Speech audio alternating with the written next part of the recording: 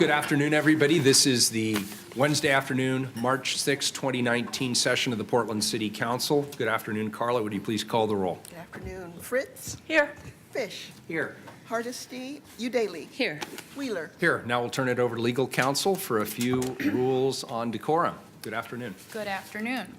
Welcome to the Portland City Council. The City Council represents all Portlanders and meets to do the city's business. The presiding officer preserves order and decorum during City Council meetings so that everyone can feel welcome, comfortable, respected, and safe. To participate in council meetings, you may sign up in advance with the council clerk's office for communications to briefly speak about any subject. You may also sign up for public testimony on resolutions or first readings of ordinances. Your testimony should address the matter being considered at the time. If it does not, you may be ruled out of order. When testifying, please state your name for the record. Your address is not necessary. Please disclose if you're a lobbyist. If you are representing an organization, please identify it. The presiding officer determines the length of testimony. Individuals generally have 3 minutes to testify unless otherwise stated. When you have 30 seconds left, a yellow light goes on. When your time is done, a red light goes on. If you are in the audience and would like to show your support for something that is said, please feel free to do a thumbs up. If you want to express that you do not support something, please feel free to do a thumbs down. Please remain seated in council chambers unless entering or exiting. If you are filming the proceedings, please do not use bright lights or disrupt the meeting. Disruptive conduct, such as shouting or interrupting testimony or council deliberations, will not be allowed. If there are disruptions, a warning will be given that further disruption may result in the person being ejected for the remainder of the meeting. After being ejected, a person who fails to leave the meeting is subject to arrest for trespass. Thank you for helping your fellow Portlanders feel welcome, comfortable, respected, and safe. Very good. We have one item this afternoon. Carla, could you please read it? Item 214, amend Title 33 to update the neighborhood contact regulations.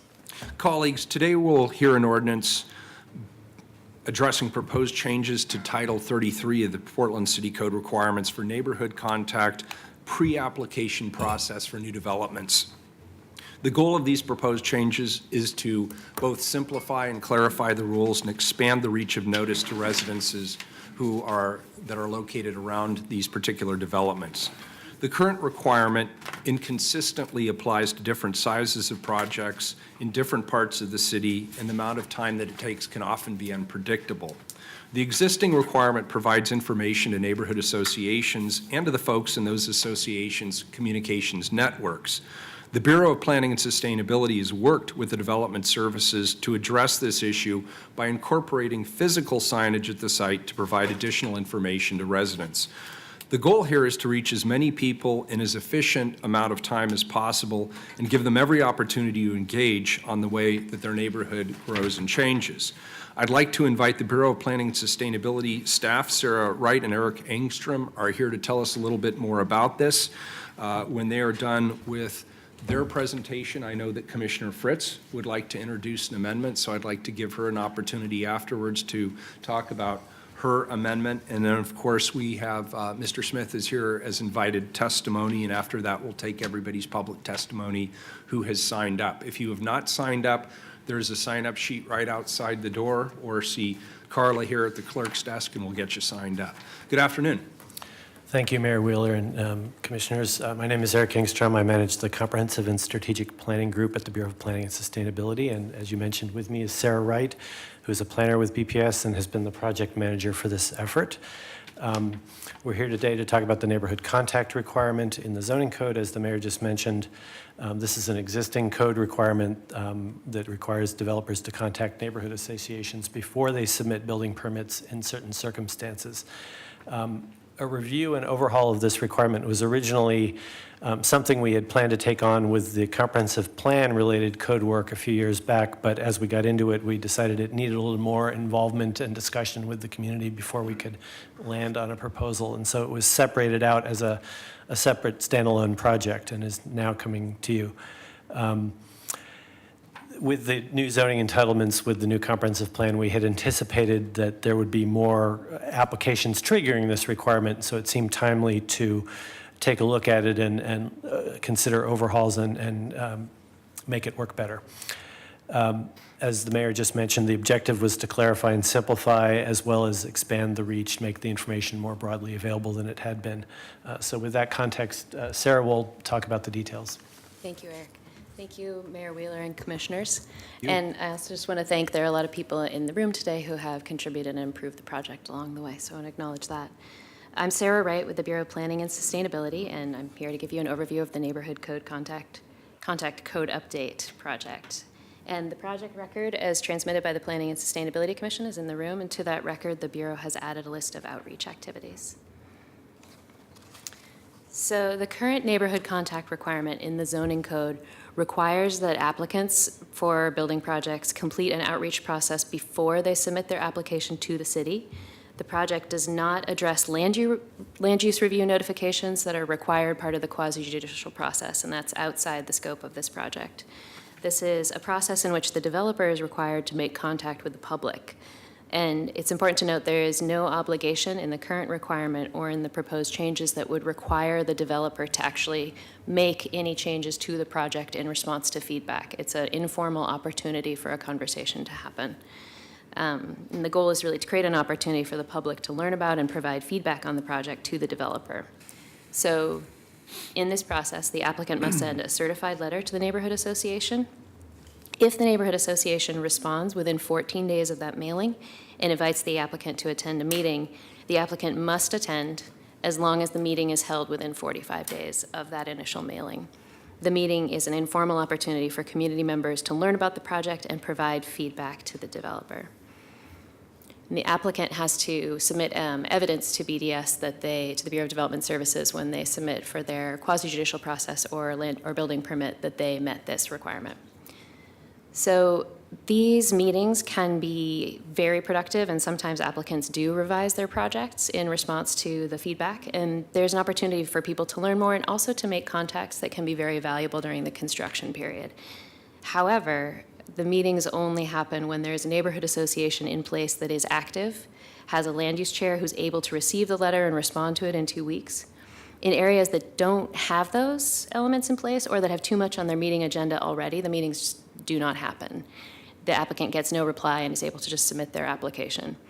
And even when meetings do happen, the opportunity to learn about and provide feedback on the project is limited to the people who attend the meeting, which is a very small subset of the much larger group of people who might be interested. And because of those issues, this project was initially part of the Code Reconciliation Project, which is kind of a housekeeping project following on the comprehensive plan, but it was pulled out to get a little bit more time and attention and be its own project. So we released a discussion draft last spring and a proposed draft in the summer, Planning and Sustainability Commission in August, and the recommended draft that's before you now was released in January 28th.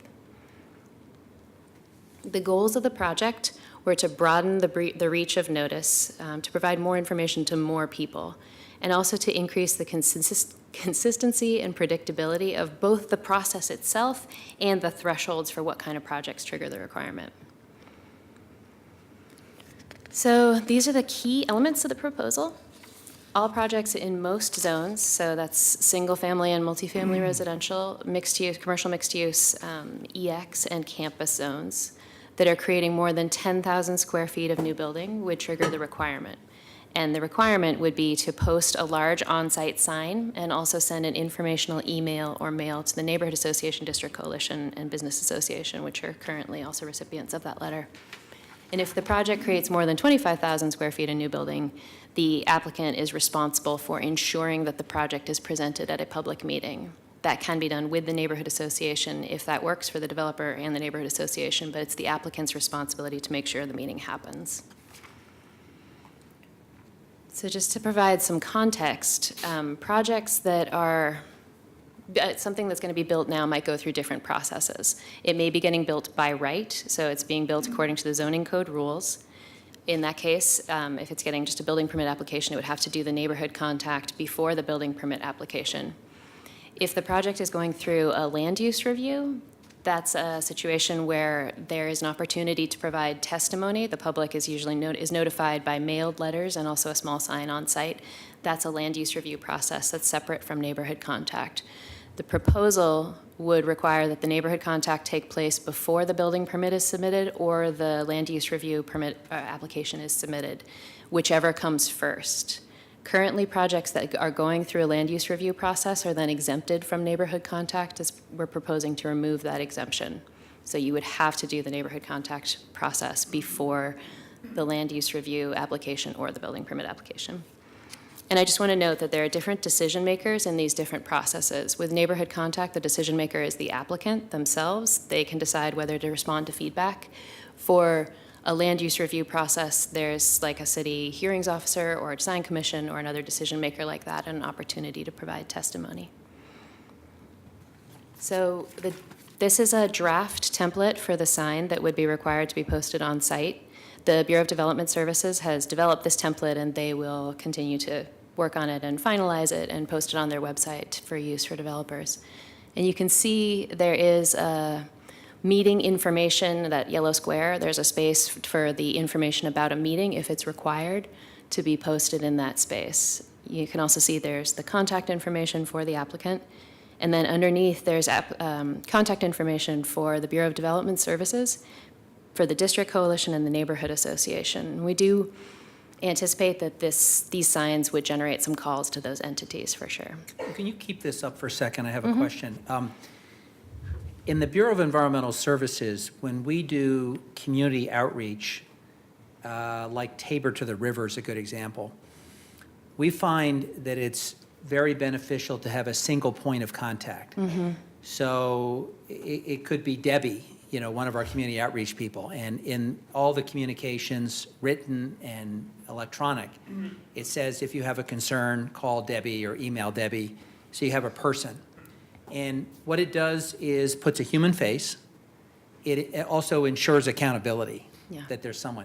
Here, what you have is general zoning information, Bureau of Development Services. I like the fact that the applicant is personalized, but did you give some thought to having someone more specific at BDS be the person that people could get information from? Yeah, so what's on this sign is a really tricky balance, because as you say, a sign works best if it's clear who to reach out to. With this sign, however, this is being posted by the applicant themselves, and it's before the city even knows about the project. I see. So we're requiring that the applicant put contact information on the sign, but the jurisdiction of the city or its ability to enforce, like the developer answering the phone or answering those emails, is limited. We wanted to make sure that people had other avenues to ask questions, so they can call BDS like about what is allowed on this site, that kind of question. And the reason, the phone number that's on there is the planning and zoning hotline, so they'd be able to answer questions about what's allowed on that site.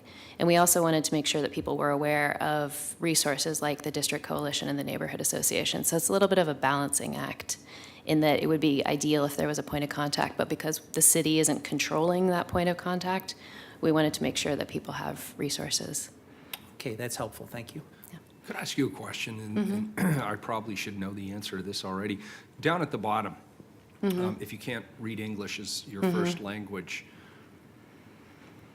what actually happens? If I'm calling and I speak a different language, does somebody have a copy of this sign, or how does that work? So what you call with that information is the planning and zoning hotline. And the reason for that is that the city has the resources to be able to get on-demand phone interpretation, whereas a developer, they could be developing just one project once. They're not going to have those resources. So we wanted to make sure that they'd be able to at least call somebody who could help them understand what the sign is about. Okay, so if I call and I say I'm standing in front of 3467 Southeast Main Street, can you tell me what this sign is all about? Will somebody actually be able to do that? They'll be able to say, we have no idea about the sign, that's not in our systems, but they'll say, this is we know about that kind of sign. That's a sign that we do require, and we can tell you what can be built on this site. Is there some way to database? I mean, I don't want to overcomplicate this, and I don't know how many calls they would typically get, but I'm just wondering if there's some way to database it or make it more accessible to whoever is actually answering the phone. Because I can imagine somebody might be frustrated just from a customer service perspective to be directed to a number where somebody tells them in their own language, I'm sorry, I can't help you. Yeah, and I think that's one of the tensions of this whole requirement, is that it is kind of out in this it's not inside the city's jurisdiction. So it's one of the balancing acts with this. However, there is a requirement in the proposal for the Bureau of Development Services to be posting information online. And part of what we're doing with this project is creating a tool that will allow developers to submit through a web form the information that will go on the sign, and that will be in an online map. So the staff will actually be able to see that. They will be able to look that up. They won't, That would be an again, know anything improvement. else. Okay, thank you. That's, in the big picture, that is the long-term intent when we have notices like this, to eventually have a system where all these kinds of signs, you can find a virtual version of the same information online. Cool. Thank you. And just to clarify, this sign template is not being finalized today. The Bureau of Development Services will continue to work on that. How big is this sign? I'm sorry. 5 feet by 4 feet, 5 by 4. Thank you. big. So I just want to compare a couple of elements of the current requirements to the proposed requirements. So right now, there's a certified or registered letter must be sent to the neighborhood association. We're replacing that with an informational letter or email and a sign summarizing the project. The recipients of the project, of the contact for the letter, remain the same, and then the sign, of course, can be seen by anybody passing by. The method of initial contact, certified mail, we're proposing to replace that with email or mail, because we've been given to understand that email is much easier to process. And we really wanted to broaden the recipients of contact and make sure that information is available to the general public. So this project also impacts the way that these meetings unfold. Currently, it's up to the neighborhood association, if there is a functioning neighborhood association, to decide if they want to put the development project on their agenda. The proposed change makes the applicant responsible for making sure there's a meeting and advertising it on the sign. The supporting materials do encourage applicants to reach out to the neighborhood association to ask them to host or co-host the presentation at their meeting. And we expect that applicants will generally prefer to do that, since it would be a lot easier for them than trying to host their own meeting. The meeting must take place in the time period at least 2 weeks after the sign is posted and the letter is mailed, and at least 2 weeks before the application is submitted. So just to compare the current process and the timeline and the proposed process, now, after the applicant puts that letter in the mail, they have to wait 14 days, and if they don't hear back, they can go ahead and submit their application. They may have to wait up to 45 days in order to attend the meeting if required. So the timing is unpredictable between 14 and 45 days. For the proposal, it would set a predictable period of 35 days from posting and mailing the notice to the submission of the application.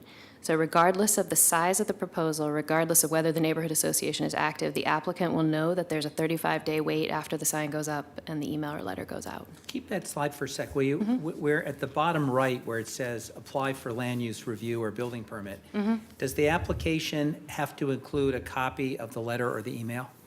It does. There's a list of submittal requirements in the proposed code. So you have to show, you have to submit sort of an affidavit or just a statement saying that you did all the things and provide some evidence, like a copy of the email, Do you have to a produce photo that? of the sign. And I'm all for emails, but I will tell you that it is remarkable how often people send things to the wrong email address or delete a part of the email address, so it goes out into the wherever. Yeah. So I'm pleased that as part of the application, you have to put that in, because if a neighborhood association later, or a business association has a grievance, they can go see where was this actually sent. Yeah. Yeah, that's definitely been an important part of making sure that that evidence is submitted.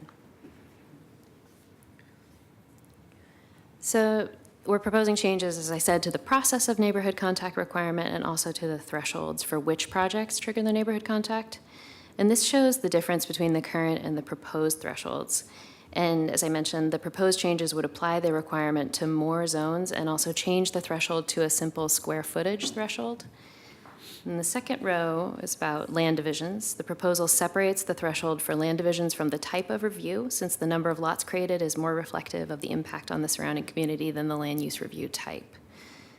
And in the third row, you can see there are currently lower thresholds for some projects if they're in some areas of the city. The proposed change would remove these lower thresholds and just apply that 10,000 square foot threshold. I have a question. Development by right, is that for developments that won't require a land Right. use review? So where Okay. they're just meeting the zoning code requirements straightforwardly. So they'll still have to do a sign and a meeting? Yeah. Well, they have to do a sign for 10,000 square feet and a meeting for 25,000 square A feet. meeting for 25. And, I mean, if they're working completely within all the restrictions of their zoning, why would they have to have a meeting? The idea in the original, the current neighborhood contact requirement that we're sort of moving forward is basically saying these meetings are valuable in order to provide people with information about what's coming, what's changing in their neighborhood. After the last 10 years, a lot of people really would like an earlier heads up about things changing. And it also does create an opportunity to have a conversation between the applicant and the neighborhood, which is really valuable not only for potentially making changes to the outcomes if the developer is responsive to that, but also to creating a relationship for the kinds of issues that come up during the construction process. So we believe there's value in that information sharing and in that opportunity, in spite of the fact that there isn't necessarily a way to change the project. And we feel like the value of that outweighs the potential frustration of getting a heads up about something that you can't necessarily affect. But it's definitely something that's come up. Is there any requirement, I mean, my concern is that community members that come to these meetings may think this is two things. They may think this is their only opportunity to address issues they have with the development. They may also think that they can have more influence than they actually have in that meeting. So will there be anyone from the city, or will the developer be required to share basic information like the next step is land use review, and if we go forward with a project the community doesn't like, here's, here's how you file an appeal, or is there? That is not something that we're proposing to require. It would be very difficult to enforce. Yeah. It's definitely something we're including in the draft sort of supporting material that BDS can provide. And I think there's a lot of opportunities for education and outreach around educating the general public and also developers about land use review questions, but it's not written into this. Okay, thanks. I have a question about this slide too, about the what's the current versus the proposed in which ones are related for design review. What if the design district has more restrictive requirements than this new proposal? That what we were told in written testimony was division, where the division vision requires the meeting at a lower threshold. Would that still prevail? I don't know of any plan district that has notification requirements as part of the actual plan district. One of the architects of division vision is here, so I'm sure we'll hear more about Okay, so that the later. division design initiatives, yeah, so that's an idea. Oh, the division Main Street. Yeah, so if there's a plan district that requires greater level of notification, would that plan district prevail? My understanding is with this proposal, we've made that all uniform. What triggers this requirement? That's different from other zoning code where the plan district requirements, if more restrictive, are the ones that prevail. So the division, there was a trigger for neighborhood contact that was removed with the comprehensive plan adoption in May. So that trigger that was in effect is removed because it was replaced by the mixed-use zones, which didn't have any trigger for neighborhood contact in the past. Now, anything over 5 units or 10,000 square feet, as it says on here, triggers that requirement. So there's no contact at this required? For the division, on division, no. Well, currently, if there's a mixed-use project in the mixed-use zones on division, it would be subject to the citywide standard for neighborhood contact in the same way that everything else would be. Thank you.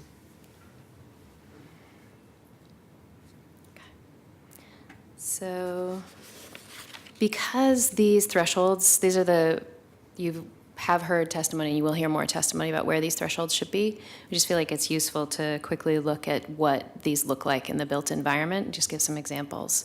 So projects under 10,000 square feet that would require no neighborhood contact at all under the proposal. This is R1 zoned property, building 6 units, and this did go through a type 2 review. so a land use review process.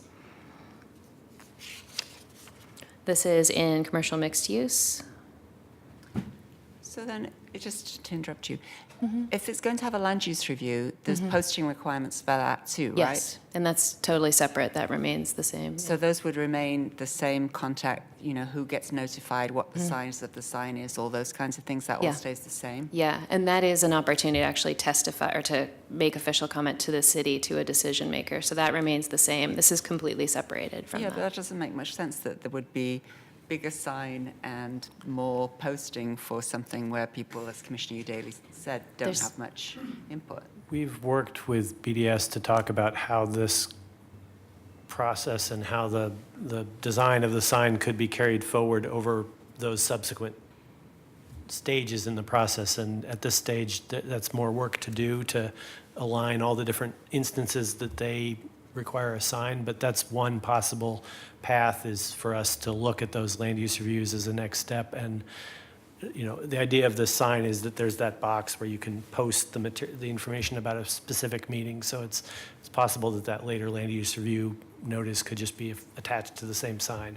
Well, colleagues, you might want to think about delaying this project. I mean, I know a lot of work's gone into it, but to have a 5-foot by 4-foot sign for a meeting where there's no great ability to influence the decision, and then have one of the small monitor sizes for somewhere where you actually do get to show up and make a change, that's going to get neighbors who are not land use geeks confused.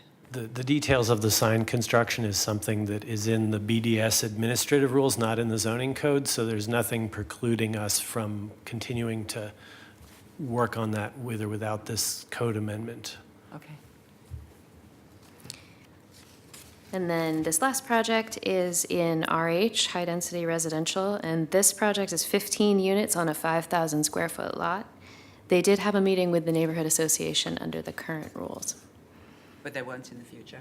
Under this proposal, they would not require a sign or a meeting, so. Projects that would require a sign but no meeting would be, this is in commercial mixed use, a 5,000 square foot lot, a 12-unit apartment building.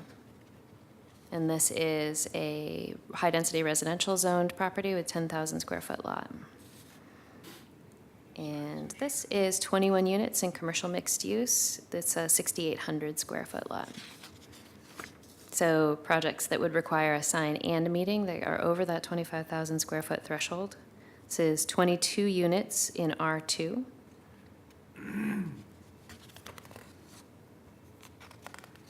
Oops. Got enthusiastic there. This is commercial mixed use, 75 units. And this last one is 113 units in R1. So we've had a lot of interest from stakeholders, including the Bureau of Development Services, in knowing how these proposals would affect the number of projects that trigger the neighborhood contact requirements. There are a couple parts of it that would increase the number. We're expanding to more zones, including single dwelling and EX that are currently not included. And it would also remove the exemption for projects with a previous land use review, and this is a significant number of projects. The things that reduce the number of projects are the removal of the design-related thresholds and also the changing the land division threshold from being associated with what type of land use review it's going through to the number of lots that are created, reduces the number of land divisions that would trigger the neighborhood contact. And then also setting the threshold at 10,000 square feet regardless of number of units also decreases the number of projects that trigger this. So based on development numbers for the last 5 years, we estimate about 80 projects a year would have to meet the neighborhood contact requirements. But this is based on numbers for the last 5 years, numbers that are way down now. So we can't estimate necessarily how many projects going forward would be affected. There will be more projects. We estimate 5 to 10 additional projects a year that will trigger the neighborhood contact, but they will be a different set of projects. For example, land divisions will trigger neighborhood contact about a third less frequently than they do now. And one thing I do want to note is that even though the number of projects that are triggering the threshold is not that much higher, this will involve more work for both applicants and the Bureau of Development Services staff. Currently, the applicant may not have to do anything more than just write a letter and not receive a reply. The proposal would require the applicant at a minimum to send the notification and post a sign, and then hosting or attending a meeting for larger projects. So key issues raised in testimony at the Planning and Sustainability Commission stage that were consistent through this stage as well. Different testifiers would like to see the thresholds for the sign or the meeting requirements shifted up or down. And we also heard concern that meetings should have more restrictions around location and timing. And I also just want to float that we heard a lot of comments and testimony about the need for easier access to information about land use that goes well beyond the scope of this project, but that was a strong theme of what we heard in this project. So just to circle back around and revisit the goals of the project, the proposed changes would broaden the reach of the notice by requiring an on-site sign that can be seen by anybody passing the site in a public meeting, and increase consistency and predictability of the process and the thresholds. The process, we're making the developer always responsible for making sure the notice and the meeting do happen and the timeline is more consistent. And more projects will have to meet the requirements because it will be applied consistently and require the same activities regardless of whether or not there's an active neighborhood association. Could you remind us, just again, go back to one slide. So if the developer drops the ball and doesn't give the notice and doesn't hold the meeting, and then goes to seek a building permit or whatever, what's the consequence? It can't be received unless they've met the requirement. So they have to go back to the beginning of the Yep. process. Yeah. And that's where that question about enforceability in the requirement is tricky because it's difficult to, that's the only enforcement mechanism is to not receive the application. And what's the mechanism that would allow, once this is filed, the recipient of the email to come in and argue that it was sent to the wrong address, and/or for the community to come and say the meeting was a sham or was scheduled in such a way it was scheduled in an inaccessible place at a time that unlikely people could get to, and, blah, blah, blah. What's Yeah. the mechanism for policing that? So that happens now pretty frequently, that a neighborhood association will say, we didn't get the letter, or they said they lied when they said they had a meeting, we didn't actually have a meeting. It's kind of, the staff have to arbitrate and make a decision, and they can put like an administrative hold on the project if they see a convincing case, yeah. Well, the numbers that you've put up earlier that would be covered by this, and that assumes the economy continues to hum along, and what we're seeing is, obviously a decline. It doesn't seem like the numbers are so big that we couldn't get, in the first year or two, a report back on how this is working, and we could fine tune it if necessary. Do you agree with that? Yeah. Yeah, okay. Just going on, continuing on the numbers, we received testimony from Matt V. Rezanov with Arbor Lodge, who says that only 66% of the projects that currently had neighborhood contacts would have been 66 would have been exempted, and 100% of the permitted projects required to meet in permits in person would now be exempted. So how does that jive with there'll be 5 to 10 more? So I haven't gone back and looked at every permit from Arbor Lodge in response to that testimony, but because of the change to square footage instead of units, things that are building like that apartment building 15 units that's smaller than 10,000 square feet, that's the category where that development is falling into. And what was the rationale for choosing 10,000 square feet? We wanted to have, so 10,000 square feet is a threshold that's there a lot in the zoning code, and we had to pick something that was measurable and also tied directly to the impact of the building on the community, and the size of the building is something that we hear a lot about, and square footage is easy to measure. So 10,000 was a good threshold that kind of cuts out most single-dwelling development, because we didn't want to kind of get into triggering single-dwelling projects having neighborhood contact. What was the rationale for the previous thought of doing it by unit? That, I think that the way the neighborhood contact has been, the thresholds have been applied, and in the slide it showed all of the different ways. It's been kind of applied piecemeal in response to various projects. And what we wanted to do was not be piecemeal, but be holistic and consistent across the city.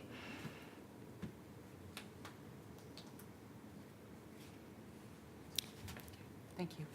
So I just want to wrap it up with next steps. The Bureau of Planning and Sustainability is developing an online notification tool to fulfill the online contact element. And we will be piloting this tool and then handing it over to the Bureau of Development Services, which is working with the Bureau of Technology Services on the Portland online permitting system that will move the city's paper-based development review process to an online system. And this tool can be integrated into that work in the future. The effective date is set in the ordinance for December 2019 to allow for outreach time, and also for that integration of the online notification with the POP system. But because this requirement is a process step that has to be met before the application can be submitted, we want to make sure that there's time to do a good job of letting applicants know that it's coming down the pike so they won't be surprised. And that's all I've got. Thank you for your time. Very good. Any further questions? Thank you. Commissioner Fritz, I understand you have an amendment. Thank you. Commissioner Fish has a No, question. no, I'm fine. We're going to hear from Chris Smith, right? We're going to hear from Chris Smith About how the after we hear from Planning, Sustainability. Commissioner Fritz. Well, first, thank you, Ms. Wright, for all of your work on this project and your extensive outreach. I've been really impressed. And it's interesting we're having the hearing on a Wednesday afternoon when maybe people can't come, but even so, the volume of emails, et cetera, that I've had has been testimony to the fact that you have been able to create a lot of consensus, so I appreciate that. I actually have two amendments, which I didn't put one of them down, but anyway, the one that I've handed out here, this is on the location of the meeting place. And since currently the meeting happens with the neighborhood association, who is required by city policy to be accessible and to do their meetings in places that are accessible, I wanted to make sure that that these meetings were in accessible places too.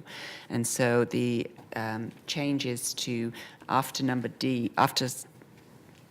under the section 33-705-020 B4D about the meeting, that it be open to the public and be in a location that provides equitable access to all members of the public.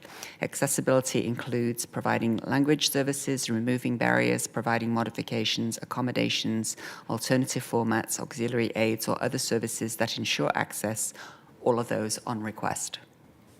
So the meeting location itself has to be a place that people using mobility devices can get into without having to ask that.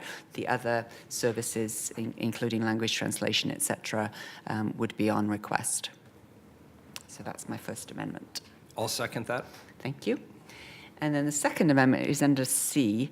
We received testimony from the Sullivan's Gulch Neighborhood Association suggesting that having the mandatory, the timing currently says be held at a time between 6 p.m. and 9 p.m. Monday through Friday, or between 9 a.m. and 6 p.m. on Saturday or Sunday. Sullivan's Gulch pointed out that religious services are often held on Saturday and Sunday mornings. And I know from my experience as a parent of a family of sports enthusiasts that youth sports are often held on in the morning too. So I would suggest that get changed as requested by Sullivan's Gulch, so that the Saturday or Sunday meetings be between 1 p.m. and 6 p.m. I'll second that for discussion purposes. I have a couple of questions about that. Thank you. Conceptually. So those are now on the table, and we can continue. Thank you. Good. Could I just ask staff a couple of questions about those particular amendments? The first one strikes me as eminently sensible in terms of accessibility. Is there any reason why we should not be supportive of that amendment? Does legal counsel have any concerns I about can it? actually answer that. There are some concerns about enforceability again, and I think as a practical matter, again, it would be a judgment call by the staff if it was said that it was held in a fortress that nobody could get into. It would be very difficult for the Bureau of Development Services staff, when given, the evidence that the requirement was met, to make a decision about whether it was accessible or not. So it is a question of enforceability. I could see also the request for other services. I mean, certainly important where there's a need. I could also see that could be abused in terms of a developer receiving multiple requests. And since this happens prior to the permitting, there'd be no real city involvement in that. So let me ask the question slightly differently. As an aspiration, this seems important. I mean, we've had other conversations with the disability community in front of this in this council. And acknowledging that, we are arm's length from this transaction. Yeah. I just want to note that I did grapple with this quite a bit in development of this, and I reached out to the Commission on Disability for some feedback about, and also Alan De La Torre with the Institute for Aging, just to get some feedback about what kinds of things would be sort of baseline needs. And that information is included in the supporting documentation that's sort of providing education to the developers and recommendations for finding a location, that kind of thing. But we just felt, because of the enforceability question, to keep it out of the code language at this time. I do agree, and I appreciated having it in the supplementary, but the neighborhood's not going to have that supplementary Yeah. material. And as we just discussed, none of this is really enforceable. So having, as the mayor said, an aspirational statement of value in the code, I think is an important thing. Well, I mean, Commissioner Fish. Let's take this question about enforceability, because it seems to me that if someone were to argue that they were prevented from participating because of the absence of a language service, that could cause BDS to put an administrative hold on it to determine whether it was actually an equitable meeting, right? It is a basis for preventing further action until you've investigated. Potentially, and BDS would have to grapple with how to, make that determination, but yeah. And that's part of the challenge of moving the onus to the applicant. Under the current system, the complaint would be to the neighborhood association, that the neighborhood association didn't provide those services. Well, the way it's worded, and I was sort of musing at the placement of the comma, but I agree with the placement of the comma. It's upon request. And so it makes it easier to determine whether or not, in fact, somebody had made the request, and if they made the request, what happened to that request. And so while I understand that enforcement is always an issue with many things we do here at the City of Portland, that at least puts brackets around it. I have a question for the city attorney. Commissioner Udaly. It seems like we're getting into kind of a nebulous zone, but in my mind, it should be very clear if we are requiring a developer to hold a meeting as part of a prescribed process to get to the land use review, we should have very clear standards for accessibility, and physical accessibility would be the most basic. I don't personally know if we have the legal right to require ASL interpretation or language support, but it seems like something we should be very clear about, or we should get clear about. Well, let me ask this, because it sounds like conceptually there's at least a consensus here that this is a worthy objective.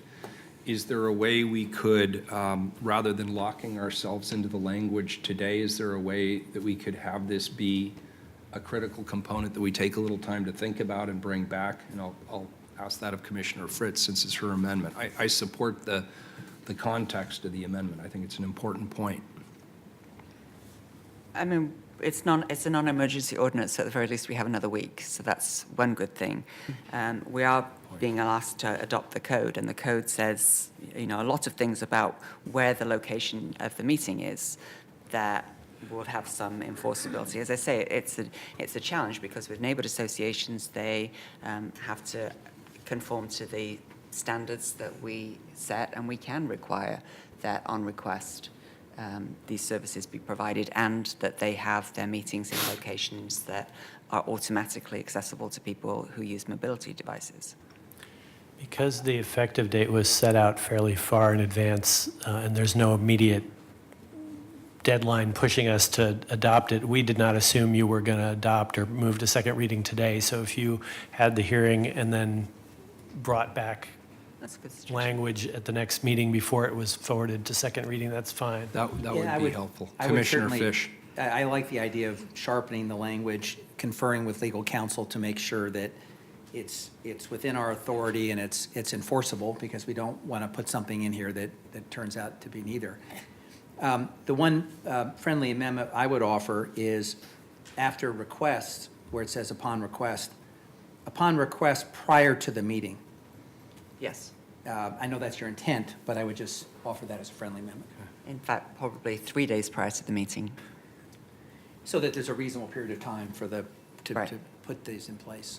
Yeah. I So think it's your intent. could I suggest this from a procedural perspective? It sounds like we're all, we're giving head nods. Can I keep this amendment open for the second reading, or what's your preference? Yeah, except as a friendly amendment, adding upon request 3 days prior to the meeting. Let's take testimony to see what people have to say, and then, yes, Good. And then I had a question of legal counsel pertaining to Commissioner Fritz's second amendment. Her second amendment was to change the time of day to Sunday afternoons from 1 to 6 p.m. Is there any specific issue there that this flags from your perspective? I think I heard Saturday and Sunday. Saturday 1 and PM, Sunday, and- correct. And I am not, that's not raising any specific legal concerns that I have in mind. Does this raise any operational questions from your perspective? Does the current meeting, do we currently have the same rules that apply to neighborhood associations with these timeframes? I don't actually know the parameters about the rules No, they that get are to the choose their neighborhood own. association meeting timing. but as a practical matter, they try to choose times that people can get to. I mean, the proposal is to have it between 9 a.m. and 6 p.m. on Saturday or Sunday, so narrowing that, I don't see why that would be a problem. And just to be clear, the intent is because people's schedules are busy Saturday and Sunday morning, and Correct. so they're more inclined to be available in the afternoon to attend, so it will be open to a broader pool of people. Thank you. That was what I should have said. Perfectly said. Thank you. Good. Okay, thank you. Mr. Smith, you're up. Thank you for your patience. Welcome. And Chris Smith is here, obviously representing the Planning and Sustainability Commission. Thank you. Mayor, Commissioners, good afternoon. I am Chris Smith, Vice Chair of the Planning and Sustainability Commission, representing the Commission's recommendation. We do urge you to adopt this recommendation.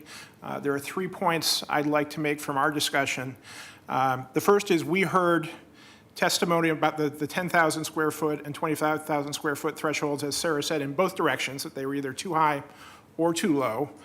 We looked at the bucket frequency of what size of projects the city sees over a given period of time, and concluded there really weren't other values for those that made any more sense than these do, so we did not change that aspect of it. We did have a dissenting vote on this proposal that came from our chair, and her concern was that this is, potentially one more hurdle to development, but also, I think more specifically, the concern that Commissioner Udaley raised, which is that people may equate the opportunity to engage with an assumption there is some kind of discretionary review going on. We talked about whether that could be indicated on the sign. The challenge is that at the time the sign is posted, you may not know the exact review process the project will go through, because if you design in something that requires an adjustment, that may change down the road as you go through the application process, so we really can't communicate that in advance. Nonetheless, the commission as a whole felt that the value of community engagement early outweighed those concerns, and did support the proposal. The third point I want to make is about the online access. When this proposal came to us, it did not contain online access as one of the components of the project. We were very concerned that that was a fundamentally ableist approach. In order to benefit from this, without online access, you would have to be able to physically convey yourself to the site. You'd have to have sufficient visual ability to read the sign, and as the mayor pointed out, you'd have to be able to read written English. By adding the online component, of course, you get access to tools like screen readers. You can view it from anywhere, and worst case, you can run it through Google Translate and try and get an approximation in your language. So we felt that was essential to move this forward.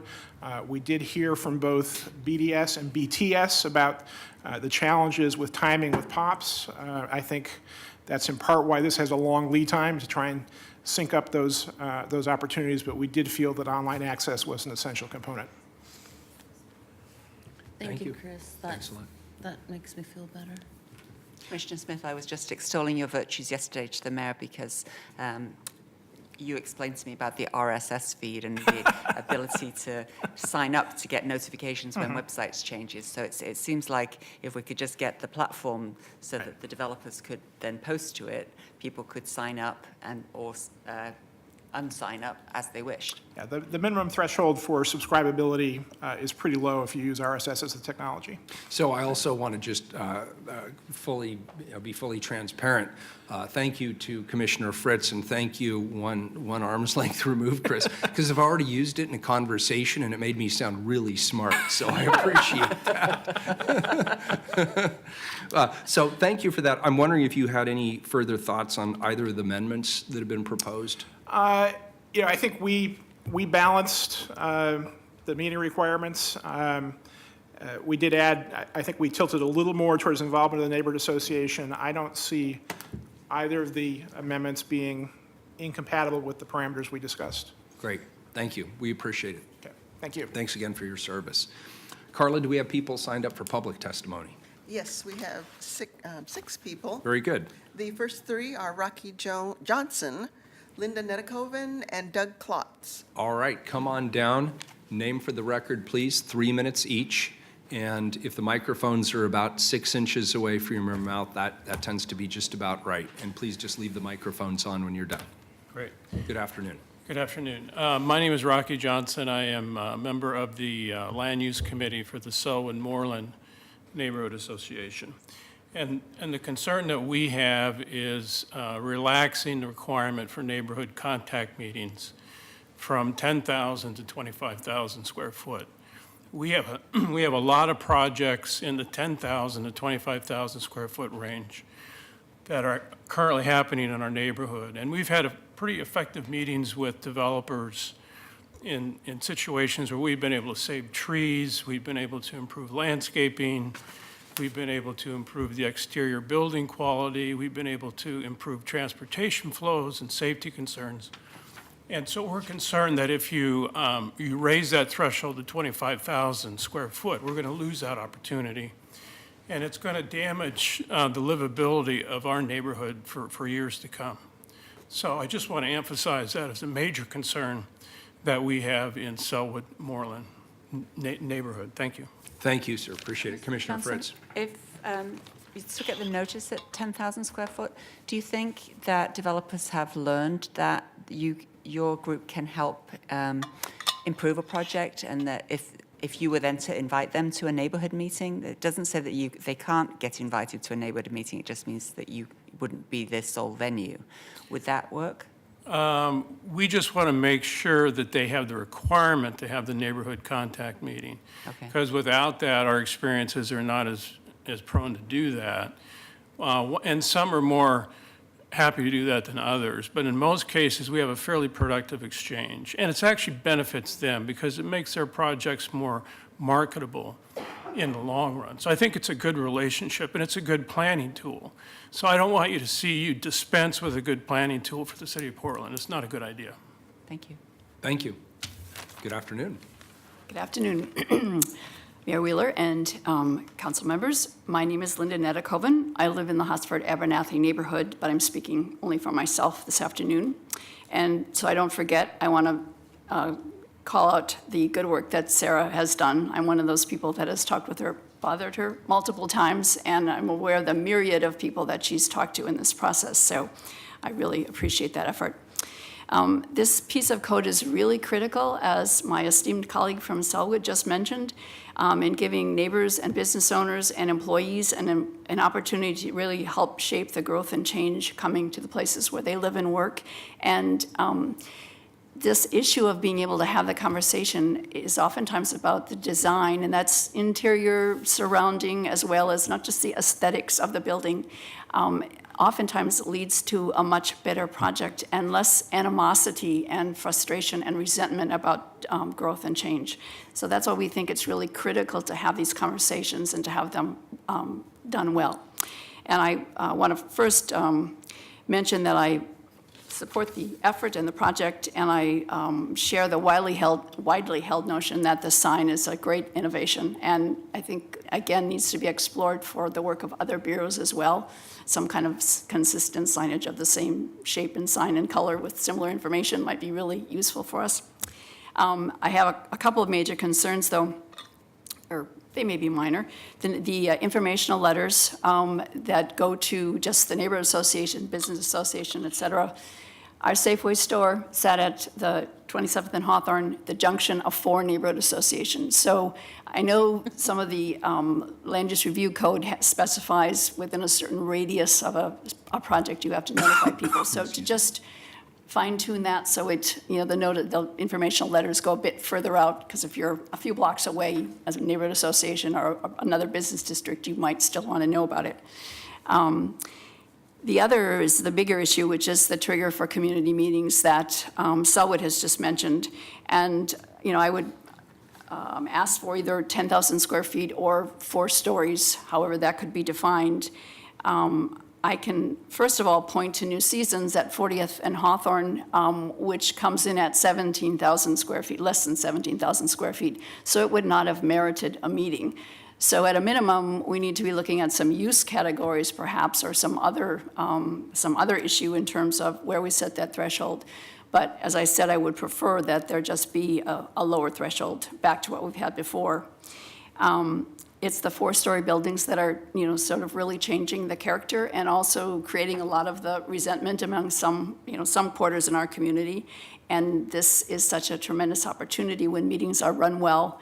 And we have a lot of suggestions about that. Sarah's incorporated many of them in the information that she has. Can I say just one last thing? Go ahead, sure. Which is that in 2006, the council did adopt our Green Street, Main Street plan, which called for any new development on the street to merit a meeting. And as you can see, that has not slowed down development on Division in any way, shape, or form. So, I think that, and I understand we need to look at staff workload, et cetera, but this, the wins and loses in terms of the community meetings can be great. And the more effort we put into the way BDS alerts people to resources and the way coalitions and neighborhoods work with people on these meetings, the better they can be for all of us. Thanks, Linda. Thank you. Appreciate it. Good afternoon. Hi, Mayor Wheeler and Commissioners. My name is Doug Klotz. I support this proposal. The current process does not work very well, as we heard. And I think the 4-foot by 5-foot sign is a great improvement. I've seen that in other cities, and this will help a lot of questions that I used to get when I was land use chair of the Richmond neighborhood. Also, my experience though at the Richmond neighborhood is perhaps not as positive as Linda's.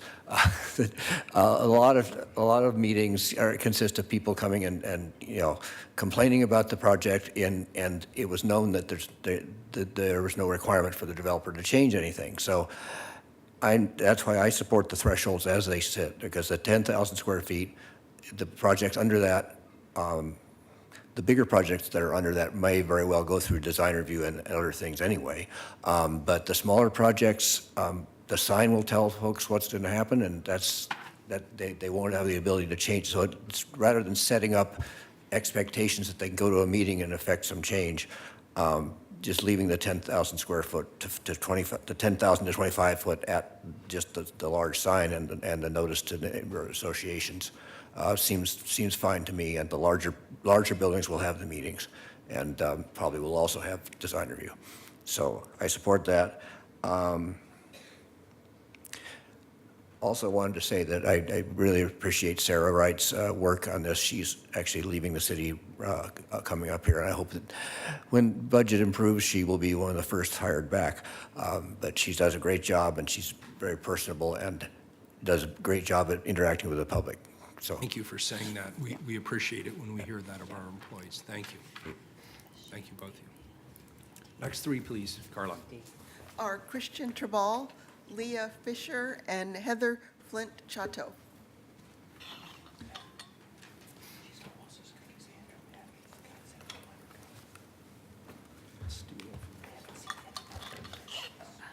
Good afternoon. Do you want to go ahead and start? Name for the record, please.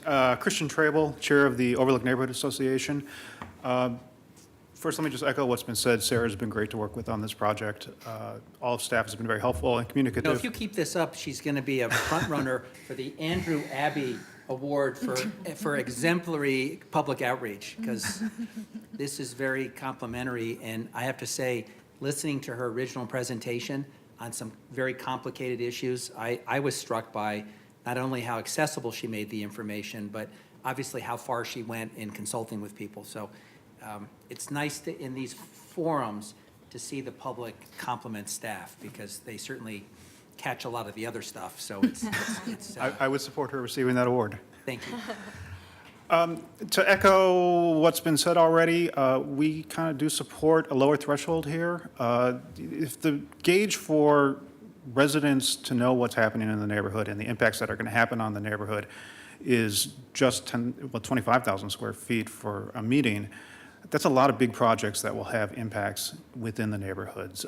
We, for example, this month have a developer coming in who's putting in 8 units, but they're in the midst of single-family housing. No parking, that's going to affect those neighbors, and they want to have an opportunity to speak to the developer, see what accommodations can be made to make the project better and more compatible with the neighborhood. I would recommend, if not a 10,000 square foot threshold, a number of units threshold, and the current code, which has 5 as the threshold, seems suitable. That would put it above the missing middle housing that will come in with the residential infill project, but capture projects that will have large impacts on neighborhoods. The inclusion of the sign, we're fully in support of. We think that's a great way to create outreach. One of the big concerns we have, though, is that the current system is a one-size-fits-all system, and it doesn't work for every neighborhood. This new system is a one-size-fits-all system that isn't going to work for every neighborhood. The current system works very well for Overlook, for Arbor Lodge, for some neighborhoods that have active neighborhood associations. We invite every developer who contacts us to come present and talk to our neighbors. And by and large, they are all very happy to do it. And I expect under the new system, most of them would be happy to come to the neighborhood association.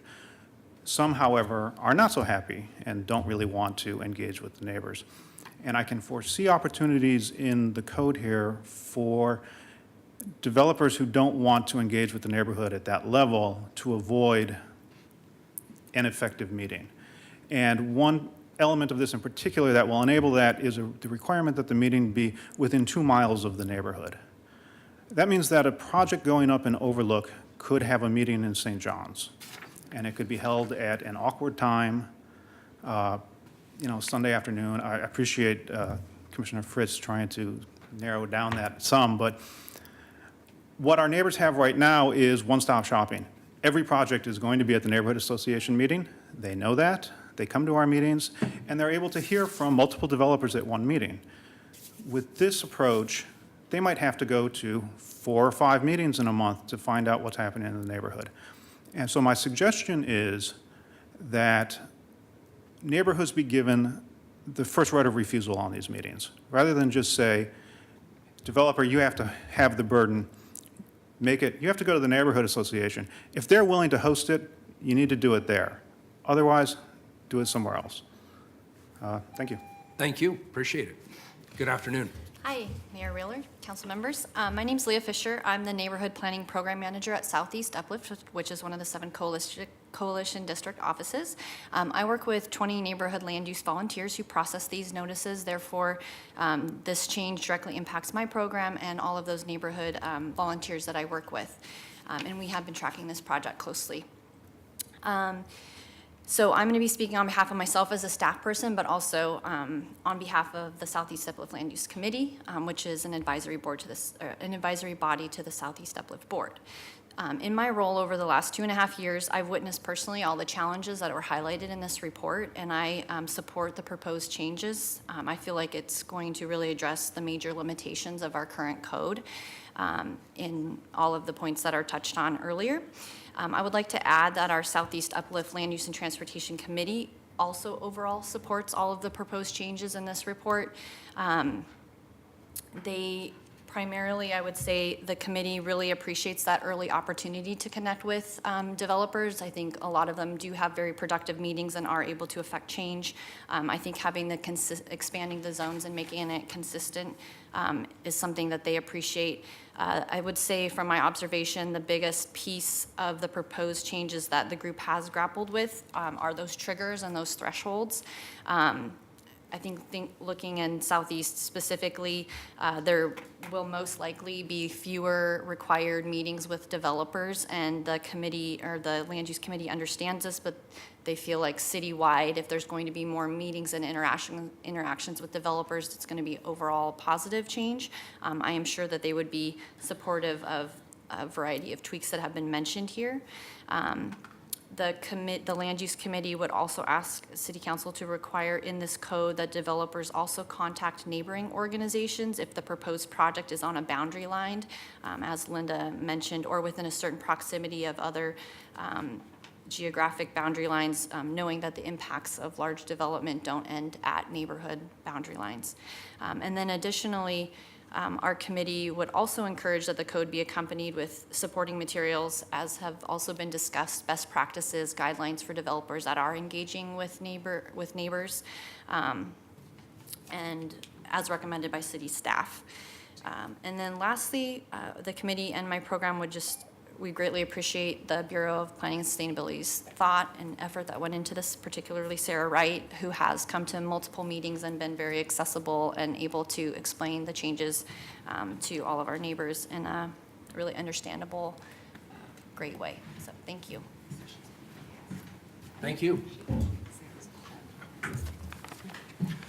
Could we get Sarah and Eric to come back? Wait a minute, first? we've got one more. Oh, I apologize. I need to switch places. Best for Use the last. computer. Good afternoon, welcome. Good afternoon. Well, thank you. I hope so. My name is Heather Flint Shadow, and I'm an urban planner. I'm a former government planner, actually. Used to work in long-range planning and redevelopment. Used to run a mixed-use zoning program. And I'm a sustainability expert and green building consultant. And for the last 6 years, I've been co-leading with Linda Netakoven and a large coalition of neighborhoods and business associations, the Division Design Initiative. And so we have many initiatives that we've been developing during this time, including an initiative on neighborhood notification and community engagement. And through that process, we've also developed Main Street Design Guidelines, our top 10 policy recommendations for the City of Portland. We've done extensive policy advocacy, data gathering, surveys, public engagement, and really tried to work with the community on raising design literacy to help people understand that design is much more than aesthetics and style. It has to do with the form, the function, the quality, the durability, the longevity, and the livability of many of our projects. So one of our top recommendations, in fact, the top recommendation, was notification. Because we had now 16 projects in our neighborhood very, very quickly without any opportunity to have meaningful and timely input in the process. So we have changed the face of our neighborhood without ever really engaging the people in that place about what their vision was for how they wanted development to look. The Division Green Street, Main Street plan was important, but it did not talk about the architecture beyond a very limited amount of design standards. So we would like to just share a little bit about our notification policy, which has been now adopted by multiple organizations, including the Richmond Neighborhood Association in 2016, and now in 2018 by South Tabor Neighborhood Association and Hosford Abernathy Neighborhood District. But in our top 10 policy recommendations, those were endorsed by more than 10 different organizations and business associations. So the differences are the size thresholds. RNA policy is stronger. The submittal requirements, are we asking for the right information to understand really the impacts of a building and how they may fit with the context or not? And then do we have the right follow-up requirements? We have developers come to a meeting and never write a single word of notes. And so they may say they've submitted a letter to you to document what happened, but there's no real check and a way to follow up with that. So our policy has all three of those things. We're grateful that Sarah has done a wonderful job. I also just want to compliment her. She's been incredible, and I hope that you will get her back immediately. But she has incorporated much of our recommendations into the appendix as encouraged items. So we would like to, one, quickly support these large signs prior to permit submittal. I would encourage you to actually advocate for a 45 to 60-day timeframe. Our policy has these timelines because we have people coming a week before they go in for development permits. it is far too late in the design process for any real change to happen, and that could be a missed opportunity for real synergy and better livability and better quality, because neighborhoods understand the identity and the context. It's fine to shift the responsibility to the developer as long as it goes through the neighborhood association first. We would also like to encourage that you take a look at these 25,000 square foot thresholds. And I see my time running out. I have some great graphics for you, so I'd like to just ask if I could have a little bit more time to help you walk through this. Because you have provided great artwork, we'll make an exception in Thank you this so particular much. case. I appreciate Thank it. And we've really tried to be proactive with tools for you. Thank you. So this square foot metric is really not the right way to evaluate this because it results in very different impacts. It's not consistently addressing the degree of impact. And you're going to hear that from us on DOZA as well. Because DOZA. the design overlay zoning amendments, which are our new design standards and guidelines citywide, which we will be coming back to advocate with you on that for our design guidelines, which I passed around. So it's not really relevant to the context, the scale, or the form, or the impact. And so my husband, who is also an architect, put together these little graphics to show the difference between if you are on a 50-foot wide lot, or a 75-foot lot, or a 100-foot lot, you end up with a different de facto threshold for triggers of a community meeting. It's too high for a narrow main street. It's too low for a wide street. So you may end up triggering a 75-foot building at that threshold, which is missing all of our Main Street buildings. None of them, in this context, are going to be addressed. It's a big, big concern. It may be too low for a wide Main Street or civic corridor. So we're proposing, and we've written some language for you, that you either go with the 10,000 square foot threshold or 4 stories. So here's our proposed language, taking the exact language that you already have and changing that to if a building is less than 4 stories, that it would fit neighborhood contact 1 and neighborhood contact 2 if a building is 4 stories or greater. That Sarah pointed out some really good elements to me, that we needed to have better parity across the city. We care very deeply about the Main Street impacts because those are some of our greatest assets as a city. However, we realize that it needs to be simple and we need to be able to be responsive to impacts in all of our different contexts. So that 4 stories, as much as we might like 3 stories on our main streets, we wanted to give you something simple. Maybe that could be revisited later. This is the context challenge that we face. This is a graphic that was produced by Bill Tripp as part of the Mixed-Use Zoning Committee in a presentation of unpacking the division problem, which never made it to the community. But we were there and we saw some of these great illustrations that documented what some of the impacts are to these areas where we're really not very responsive to the context. And this is actually even a probably smaller development envelope than what we really have. So how that affects some of our greatest assets, I think I heard Chloe say once that our buildings are our brand, and I love that. And really, you know, we're hearing from Travel Portland that they're sending people out to the neighborhoods, that, you know, it's really a draw for people. These are some of our greatest assets that are part of our identity of how we see ourselves. Some of our foundational architecture that on the east side, where we are actually underserved for art, these subtle details of these buildings become our art. And so when you have a very large building, it dramatically impacts the feel, the character, and the overall quality of the district as a whole. So why it matters, it's the context that really impacts this. So poor compatibility, it's not about the density. It's about the design. Can I ask you a question about Yes. this? I don't dispute anything you Yes. just said. But getting back to the context of Yes. this particular, this is really about a notification requirement. Absolutely. And you're getting into something of a zoning and FAR conversation. Well, So I'd be help- happy to help- clarify. Yeah, please Yes, do. Yeah, absolutely. bring it back and So- help nail the point home So for the me, point 'cause I think is- you're onto a Yeah, the good point thought here. is that if we don't relate to, well, one thing is, you have those neighborhood meetings, they're very important for helping that developer be a better fit, that development be a better fit in the neighborhood. And so this is what we're asking for as part of submittal requirements to really be able to understand context. And that's what's in our notification policy, that we don't ask people for a context elevation, where you can see at a glance whether it's in context or not. And so that's something that we could be requiring as part of the process to help both neighborhoods and city staff understand how well there's a fit. That building right there would not have triggered a neighborhood notification for a development meeting. And so things like this context elevation, can help that big building relate to some of its smaller pieces. And this is from some of our older documents, building blocks for outer southeast neighborhoods. And so this building fits better with its context, and you can see that in a glance. So we're asking for that context elevation to be part of the city's request. So this is just a good example right here of a successful meeting with the Business Association, where this building came in, and we happen to be presenting our new design guidelines, and they heard the city, or the Business Association, really concerned about the impacts of the building. Then they heard our presentation on the design guidelines. They went back and changed the building design and made it fit better with the context. It's contemporary, it's high density, but it fits better.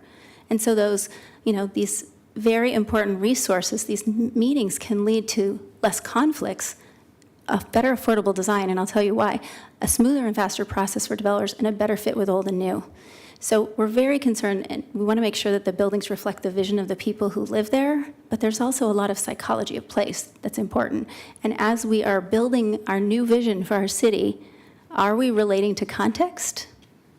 Right here, we have nothing that relates to context. They might be interesting and exciting, but we're also building really expensive buildings right now. These are not more affordable buildings. I might like the contemporary buildings, but they're not more affordable when we're actually cantilevering out. We're not using good design traditional practices that are actually more affordable.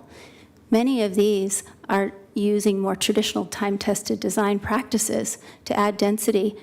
And if we don't do it well, we're turning people off of density. So one of the other last pieces I just want to mention, as we think about how we grow and trading and evaluating these public goods, we want affordable housing, but we also need quality and livability and sustainability. We are not tracking and measuring these impacts. So one of the things that we're working on is a sustainability scorecard. We encourage you to come to our event at Design Week, for Design for Affordability, Resilience, Sustainability. And we think that if you were to kind of weigh some of these public goods and think about some of the pieces that we've got in our policy, that it might actually help us get better, more sustainable, more affordable, context-sensitive design. Very good. Thank And you. you got the plug right here at the end. Very nice. Thank you. Appreciate your testimony. Could we have Sarah and Eric come back just for, I'm sure some people might have questions. First of all, I always like to give, well, first of all, Sarah, congratulations. I always love it when I hear people say, even if they have an honest disagreement, I love it when I hear people talk about City of Portland employees as being thorough, thoughtful, and fair-minded. And we heard that from a couple of people today, and I want to acknowledge that and thank you for that. You're making us all look good. And Eric, you do all the time, so thank you. Is there any reaction you have to any of the testimony, or the question about the 10,000, the question about a first right of refusal at the neighborhood association, some of the concerns that maybe were just raised in this last PowerPoint presentation about certain types of buildings maybe being out of scale, but not necessarily triggering a notification requirement? Do you have any extending the timeline from 35 to 45 to 60? I'm just wondering if you have any quick thoughts for us on any of this. The first right of refusal definitely came up with the Planning and Sustainability Commission. It was something they were interested in, but it would require additional time in that 35-day time period because there would have to be a communication time period in there. So it was a concern about extending the time that it would take. That was what came up there.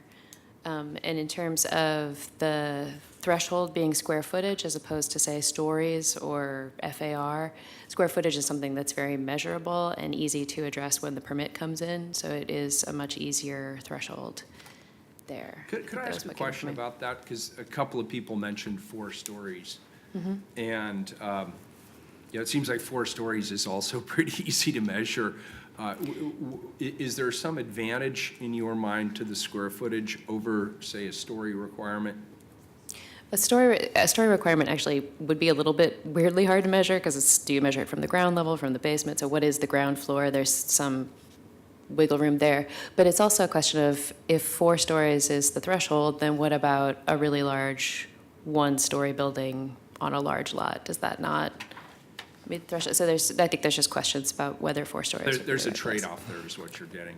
There Is are, it everything? on some of our larger streets too, that you're going to see most development being over 4 stories. So you'll have a street like Sandy or MLK where the expectation is 5 or 6 often. And so do we want to be triggering kind of automatically every project on some of those larger streets is a question too.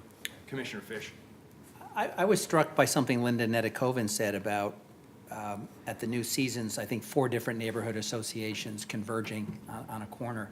So where you have the convergence of neighborhood associations, and therefore it's a little artificial to say that it's primarily the concern of one neighborhood association or another, could we tweak this to provide a condition under which you might give more than one neighborhood association written notice if it was close enough to the boundary? Yes. Yeah, it could be written into the code that it would be, to the neighborhood association, business association within X distance of the site.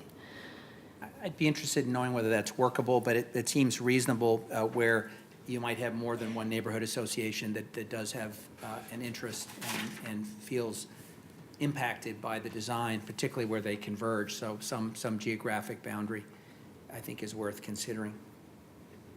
Commissioner Fritz, and then, I'm sorry, Commissioner Udaley, please go ahead. Oh, gosh, since we're not voting today, I just wanted to say thanks to everyone who came and testified. You all brought valuable input to the conversation, and I think Sarah also did a great job, but maybe we have a few more things to consider. I mean, my primary concerns are, when we talk about public outreach, what's the definite definition of public? And I think for too long it's been property owners or just the neighborhood association. And so when I had BDS, I directed the Bureau to, when mailed notices were required, to go out to all residents, not just property owners, because everyone has a stake in their communities. And I've never seen a definition of public that defines it as property owners. So I'm glad to see we're expanding that. And then I guess I just want to reiterate a concern, although whoever was it, RNA brought the sample document that was really helpful for everyone who didn't see it. There was just a kind of little spreadsheet or matrix of community concerns and how the developer addressed them. And I think in almost all instances, there was some kind of change or consideration made that's heartening to me. It makes me feel that these meetings could actually be more productive. I want the public to have a greater understanding of the whole process, and when is the time for them to actually,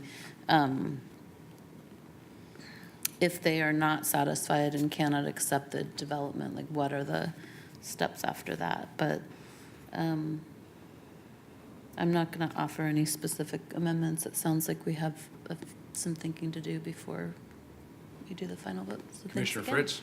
So I'm concerned about the changes to historic review and design review and land use reviews, that this applies there too. And so we had lots of testimony from community members that having early input can make things go more smoothly, that there's more of an opportunity to change effective development before it gets too far down the line and when it becomes a battle. So particularly for historic resource review, doing away with the current standards and making it only at 25,000, that could be a huge impact on a historic district. So all of the requirements about the historic review would remain. So all the notification requirements where property owners would need to be notified, those would all remain. The land use review, the quasi-judicial notification requirements would still be in place. But not the neighborhood meeting. I'm looking at page 67. Right. So the neighborhood contact, if it's less than 10,000 square feet, there would not be a neighborhood contact requirement. I think that's really problematic. I hadn't realized that until I started looking at the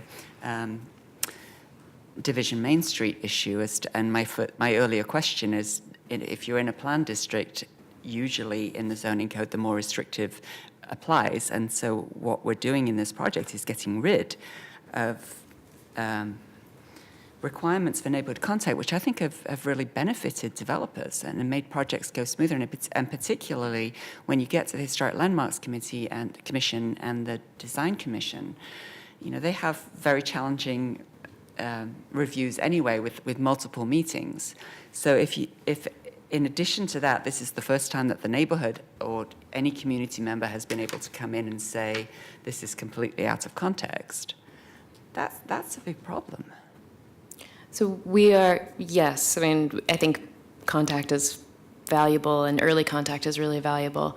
What we wanted to do with this proposal was to separate it out from the type of land use review or the type of city process and say all projects, regardless of where they are in the city, deserve the same treatment. So that's where we separated that out. This really flies in the face of 25 years of planning, and that we have said that in a land use review where there is, by state law, a requirement that community members can weigh in and can affect the outcome, that there should be earlier contact so that there isn't that adversarial relationship. I'm okay with this for building permits, because those are done by right anyway, as Commissioner Udaley was saying earlier. But for land use reviews and historic reviews and design review, I think this is a huge change, which I'm not, maybe others, because you gave me a briefing a month or more ago and have been to multiple community meetings, maybe others are only just finding out that this applies there too. So I'm a bit, I'm very concerned. So I would suggest we continue this. We've heard excellent testimony. This would ordinarily go to a second reading, but we deliberately are keeping the amendments open because we want to have time to consider that. So we'd continue this hearing anyway. I'm very appreciative of the work that you have both done, Sarah and Eric. I think the more I hear about this, the more I realize this is an incredibly complex riddle that you're trying to solve here. It is the proverbial balloon, right? Squish one side, it pops out somewhere else. And so this is really about thoughtful balancing. And unless is there a particular urgency to this? Is there some reason why we can't continue this out a ways? And then we can have some conversations and see how we can take into account some of the context that's been provided through testimony, some of the issues that have been raised by Chris and the Planning and Sustainability Commission, respect the work that you have done and others in the Bureau have done, and see if we can get closer to a consensus on this. Would that be okay?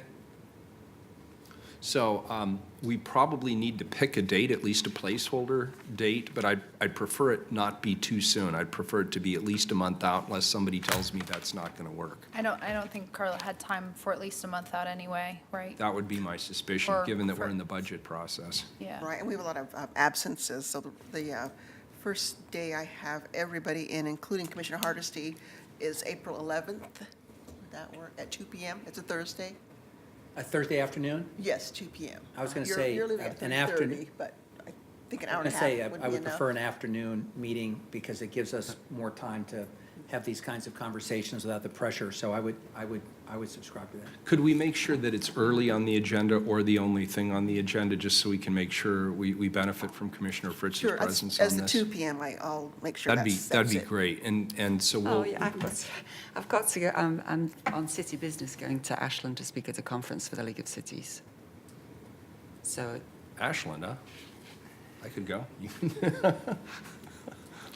And is that all day, or is it just at that particular time? it's the following day, so I need to catch a plane to get there. So are you able to be here till 3:30, or you have to take the flight at 3:30? I did not, unfortunately. I'm not that far ahead in my. I have booked the flight, but I don't have it in my phone. Sorry. Could we see, what's the week after Yeah, that? thank you. Then You're I'm gone. at Commissioner the- Fritz is gone both days, and then you're again gone. on city business. And then you're gone the following week, the last week in April. So if we're looking at May, Well, since it won't be such a long thing, maybe we could do it. Let's have a try for the 11th.